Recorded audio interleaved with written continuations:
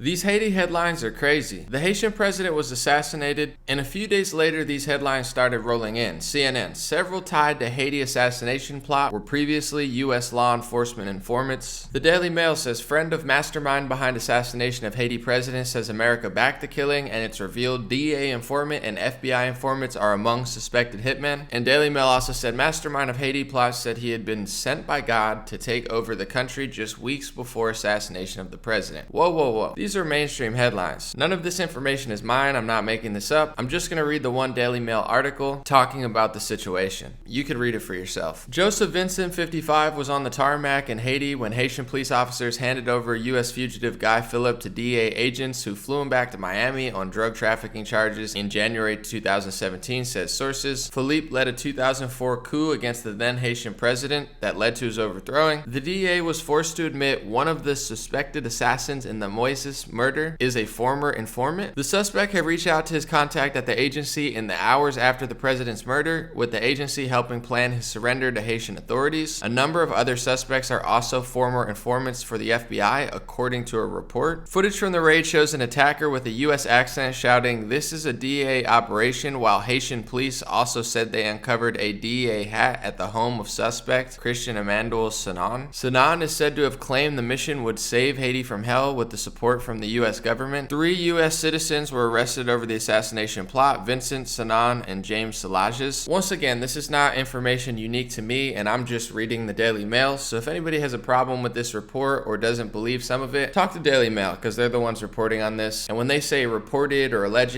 or somebody told them, that's on you to figure out who they talked to or who they're referencing. You can read the article yourself. I'm just saying this is not information unique to me or that I have. I'm reading the article. And I would say whether it plays into my bias or not, I'm always pretty skeptical of anonymous sources that they don't name. Scrolling down, one of the Americans arrested over the assassination was a DEA informant. The DEA has admitted one of their confidential sources was involved in the assassination, denied it orchestrated the plot, and disclosed that he called them after the killing and they advised him to hand himself in. And one part of the article says both U.S. and Haitian authorities insisted in the hours after the assassination that the DEA was not involved. So U.S. and Haiti authorities are saying this was not a DEA plot.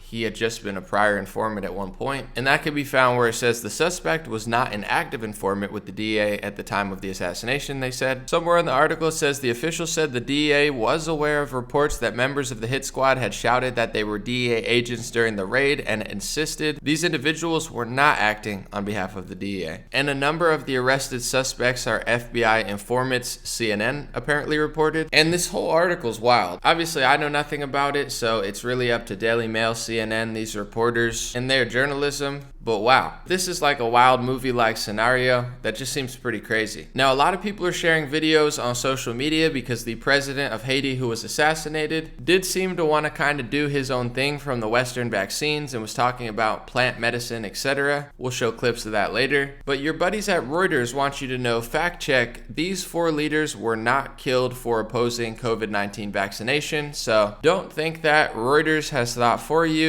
They are telling you that that's not true. That's not why it happened, because a lot of people are claiming that. So that's what Reuters is saying. I have no idea. All I do know that on May 14th, 2020, it was reported on Reuters that Burundi expelled World Health Organization team as it prepared for the presidential election, and less than a month later, the president died of cardiac arrest at 55. The Wall Street Journal reported on February 3rd of 2021, Tanzania shunned lockdowns, now it's rejecting COVID-19 vaccinations. Tanzanian President John Magufuli has rejected social distancing measures and instead urged citizens to pray against a satanic virus. And just a few months later, John Magufuli, president of Tanzania, died at the age of 61 from alleged heart complications that the media reported as COVID rumors. And on June 8th, 2021, Bloomberg reported Haiti is the only country in Western Hemisphere without vaccines. And then a little over a month later, the Haiti president was assassinated. So Reuters wants to dispel the rumors, fact check false. This had nothing to do with the COVID-19 vaccination. And I'm sure the fact checkers on social media would appreciate it if you guys stop posting that. They'll control the facts, not you. And here's just a few clips I found on social media explaining a little bit more about the president of Haiti's COVID-19 reaction stance while he was alive. Take a look. But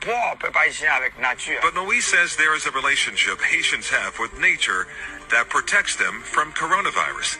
and a plant that produces certain tea called asosimo that's made with ginger root. I'm telling you what I've witnessed, he said. Rates from COVID-19 in the world, and scientists are mystified about why. Most people have given up on masks, and those who do wear them don't always believe the virus is real.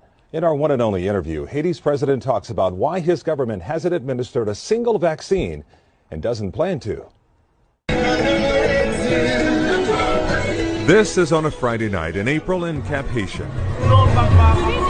OCAP, as locals call the city, one of the country's largest and most attractive for young adults. They still greet each other by shaking hands, no social distancing, and restaurants that don't require facial coverings. It's a world we once knew before the coronavirus. I don't know of a single person who has corona, Jean-Louis Ritchie says.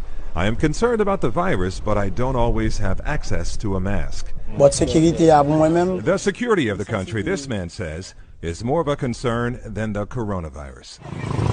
On a Friday night here in Cap Haitian, one of the most popular areas, you would think that I'm the oddball for wearing a mask. No one here is wearing one. You would think COVID never touched this country.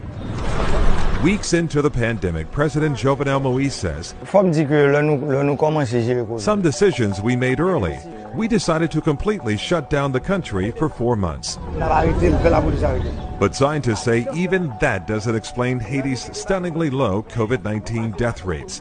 263, and just over 13,000 confirmed cases to date, less than 2,000 hospitalizations, and more than 12,000 have recovered from COVID out of 11 million people for the entire pandemic, according to the Haitian government. By now, the worst predictions had Haiti in a second wave, like India, in the grips of a COVID crisis that's killing 100 people by the hour, and a weak healthcare system collapsing. Haiti's dramatically low COVID count and death rate may be a combination of the government's poor record keeping and not enough testing sites. But Moïse says there is a relationship Haitians have with nature that protects them from coronavirus. Let me know what you think in the comments section. I'm not from Haiti. I don't know much about the president. Some people loved him, some people didn't. There's all sorts of rumors and opinions and perspectives going around on all sides. The United States remains engaged and in close consultations with our Haitian and international partners to support the Haitian people in the aftermath of the assassination of the president. In response to the Haitian government's request for security and investigative assistance, we will be sending senior FBI and DHS officials to Port-au-Prince as soon as possible to assess the situation and how we may be able to assist. I also wanted to note that in January 2021, we announced a $75.5 million for a wide range of issues, including democratic governance, health, education, agricultural development, and strengthening of pre-election activities. Strengthening Haiti's law enforcement capacity is a key U.S. priority, was before the assassination a few days ago, continues to be. And the U.S. Department of State's Bureau of International Narcotics and Law Enforcement Affairs provides assistance directly to the Haitian National Police. We are also providing $5 million to strengthen the Haitian National Police capacity to work with communities to resist gangs. I also wanted to remind you all that earlier this year, the Department of Homeland Security redesignated temporary protected status for Haiti for 18 months, something the Secretary announced in May and something we are working to implement. And finally, Haiti is one of the countries that will be receiving vaccines from the United States. We will be prepared to deliver those hopefully as early as next week.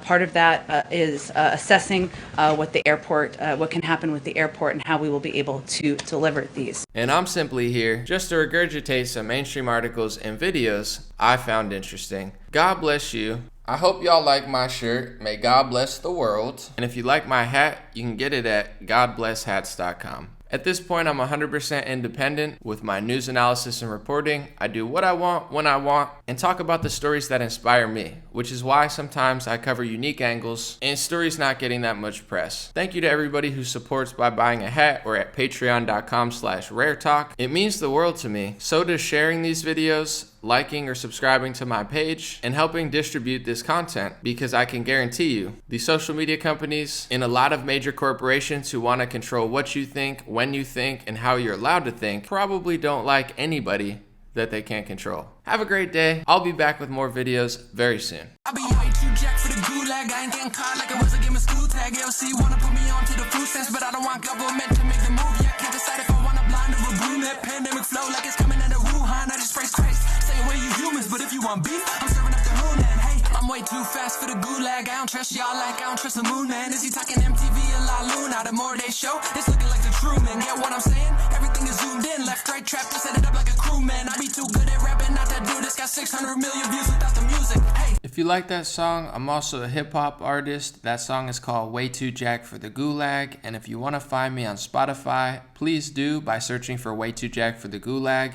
and I'm Anomaly. A-N-0-M-A-L-Y. Remember, the O is always a 0, the number 0. Have a good day.